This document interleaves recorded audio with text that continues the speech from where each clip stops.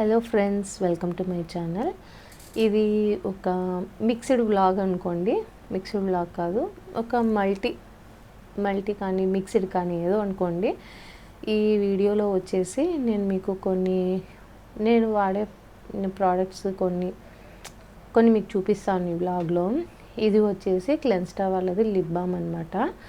SPF 25 అయితే ఉంటుంది. ఇది చాలా బాగుంటుంది, లైట్గా ఉంటుంది అనమాట. అదే ఇది వరకు అయితే నేను నివియా తెప్పించుకునేదాన్ని లిప్ బామ్. సో ఇప్పుడు వచ్చేసి క్లెన్స్టా అయితే వాడుతున్నాను. ఒక 1 year 2 years నుంచి క్లెన్స్టా వాళ్ళది లిప్ బామ్ అయితే వాడుతున్నాను అనమాట.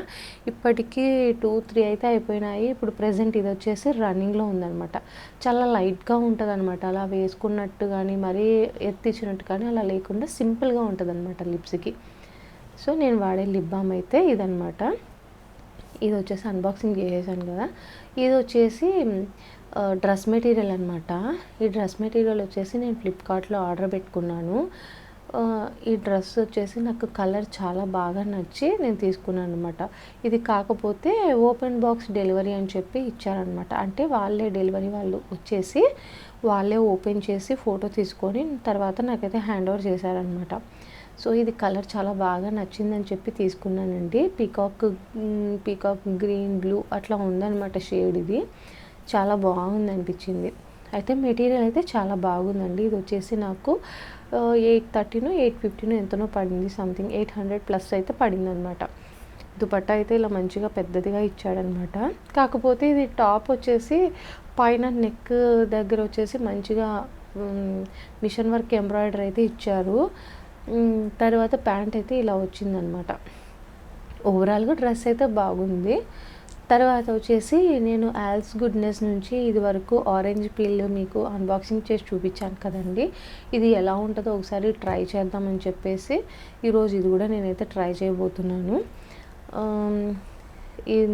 ఫస్ట్ టైం అనమాట వాడడం. ఇది ఎలా ఉంటుందో చూద్దామని చెప్పేసి ఓపెన్ అయితే చేస్తున్నా.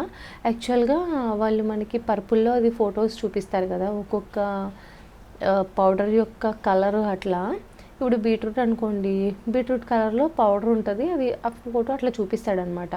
ఇది ఆరెంజ్ పీల్ పౌడర్ కూడా నాకు ఎలా ఉన్నిందంటే ఆరెంజ్ కలర్ పౌడర్ వేసుకున్న ఫేస్ లాగా ఉన్నింది. ఒక ఫోటో పెట్టాడు కదా, పక్కన ఫోటో పెడతారు కదా ఆ ఫోటోలో. కానీ పౌడర్ చూస్తేనేమో ఇది కంప్లీట్గా వైట్గా ఉందన్నమాట. నేనైతే కలర్ అలాగే వస్తుందేమో అని నేను అనుకున్నా, బట్ కానీ అలా లేదు, ఇది వైట్గా ఉందన్నమాట చూసేదానికి. స్మెల్ కూడా కొంచెం ఏమంటారు, శొంఠి పొడి ఉంటుంది కదా, కొంచెం స్మెల్ కూడా అలా వస్తుంది అనమాట. ఇది ఓకే, ఇట్స్ ఓకే అనుకున్నా. చల్లటి పాలు తెచ్చుకున్నాను అనమాట. పాలు తెచ్చుకొని మంచిగా ఇట్లా పేస్ట్ లాగా మిక్స్ చేసేసి హ్యాండ్కి అయితే అప్లై చేసుకుంటున్నానండి నేను ఇట్లా. సరే చూద్దాం ఎలా వర్క్ చేస్తుందో చూద్దామని చెప్పి ఒక చేతికి అప్లై చేసుకున్నాను. ఆ రిమైనింగ్ని మళ్ళీ ఇంకొక చేతికి అయితే అప్లై చేసుకుంటా. ఫస్ట్ డిఫరెన్స్ చూద్దామని చెప్పేసి ఒక హ్యాండ్కి అయితే పూసుకున్నాను అనమాట. సో ఒక 10 to 15 minutes తర్వాత మంచిగా డ్రై అయిపోయింది. బట్ ఇది అంతా స్టిక్కీగా అనిపించలేదన్నమాట. డ్రై అయ్యే కొద్దీ అది ఏమవుతుందంటే రాలిపోతూ వస్తుంది పౌడరు. అది డ్రై అయిపోయినాక రాలిపోతూ వస్తుంది అనమాట. అలా అనగానే ఊడిపోతుంది పౌడర్ అంతా. సరే ఓకే అని చెప్పి ఇంకా టైం అయింది కదా, ఒక 10 to 15 minutes పెట్టుకున్నా కొంచెం డ్రై అయ్యే వరకు. ఆ తర్వాత ఇలా మంచిగా రబ్ చేస్తున్నాను అనమాట. రబ్ చేస్తూ హ్యాండ్ మొత్తం క్లీన్ చేసుకున్నాను అనమాట. బట్ ఫేస్ మీద అంత హార్డ్గా మనం రబ్ చేయకూడదు అనమాట. సో పాలు వేసాం కాబట్టి పాలు కొంచెం జిడ్డుగా ఉంటాయి కదా, సో కొంచెం అట్లా అనిపిస్తుంది, అలా ఉందన్నమాట.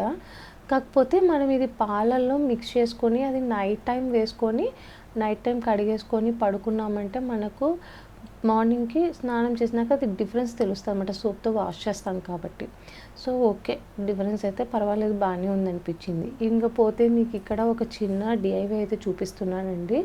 ఇది వచ్చేసి లిప్స్ పైన ఉండే పిగ్మెంటేషన్ కొంచెం తగ్గించుకునేదానికి, మరీ ఎక్కువ కాకుండా కొంచెం తగ్గించుకునేదానికి ఇట్లా బీట్రూట్ ఉంటుంది కదా వెనక సైడ్ పార్ట్, జ్యూస్ చేసుకున్న తర్వాత మనం వెనక సైడ్ ఇట్లా పార్ట్ ఉంది, దానికి ఇట్లా ఘాట్లు అయితే పెట్టుకోవాలన్నమాట. ఇలా ఘాట్లు పెట్టుకొని చిన్న చిన్న ఘాట్లు పెట్టేసుకొని దీనిపైన కొంచెం హనీ అయితే వేసుకోవాలన్నమాట.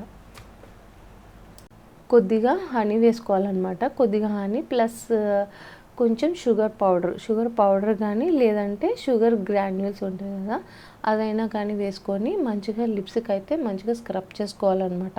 ఇలా డైలీ స్క్రబ్ చేసుకుంటూ ఉండాలి.